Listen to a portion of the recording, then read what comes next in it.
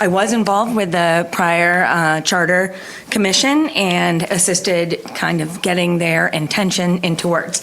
There are several different ways to amend charters, and because it is kind of confusing, I thought we'd take one at a time. I did do this PowerPoint.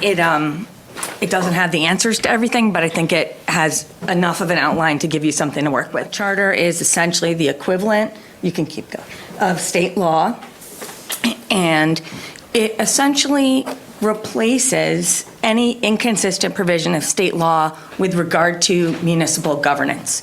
So a charter is somewhat like a constitution. It stands at the top, and everything else has to be interpreted through it. We're not going to talk too much about this. You all know what a special act is. Essentially, you adopt it, we already said, majority of the entire council, and then it gets submitted to the state legislature, and then they act on it. Special acts and voter acceptance is, if that's a familiar term to you, voter acceptance, a lot of times a special act will include an absolute requirement that it come back to the voters of the town for approval.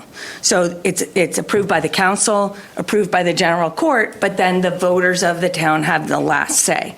That is not mandated by the Home Rule Amendment. It is done in connection with kind of big picture changes. A major amendment, and we can go to the next one, can only be suggested if we're using Chapter 43B by an elected charter commission. And the definition of what's a major amendment is one relating in any way to the composition, mode of election or appointment, or terms of office of the legislative body, mayor or city manager, or the board of selectmen or town manager. So there are a lot of very significant changes that wouldn't be considered major changes for purposes of Chapter 43B. It's the legislative body and the executive branch.